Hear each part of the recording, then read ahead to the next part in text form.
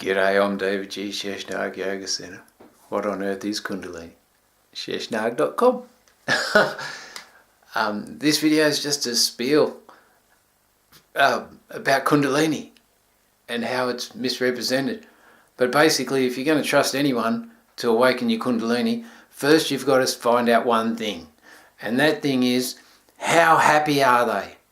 And if they don't laugh like a madman, then their Kundalini's not awakened.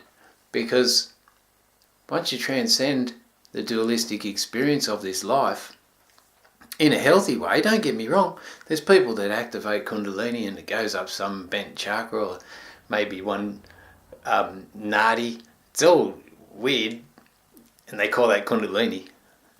I've got a different perspective because I'm very fortunate and I've done the work through many lifetimes to be able to get where I am in relation to having a healthy Kundalini awakening.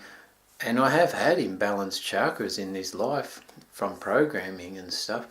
But my Kundalini awakening ended in self-realization and total disintegration of myself.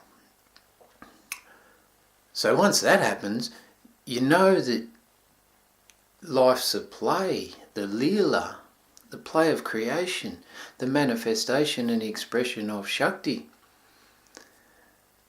And you know that the only real thing is divinity, which is pure consciousness.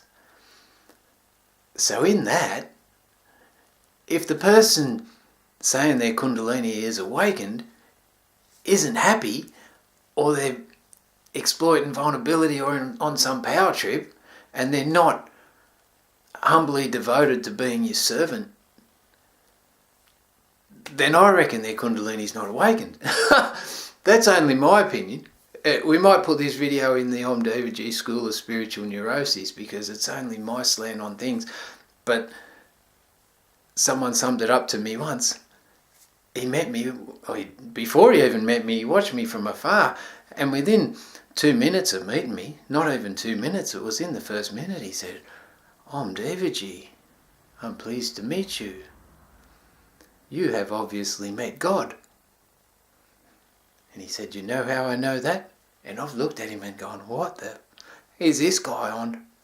I said, "No, please, tell me how you know that." He said, "Well, you've got the laugh of a madman." And I just laughed like a madman in response to that. But he'd been watching me. So he knew that I had internally that experience of Samadhi that can't leave you. Sure, I go through the human experiences of pleasure and pain, but underlying it all, there's a Samadhi there that's constant. And those are the people that, if they're willing, I'm personally not willing, I've got enough karma of my own, but if someone wants to awaken your Kundalini, then check that out first. How happy are they? And if they're not ecstatic, or if you haven't heard the ecstasy, then I'm putting money on it that maybe their Kundalini's not fully awakened. Who knows? Om Namah Shivaya, Har Har Mahadev. Peace.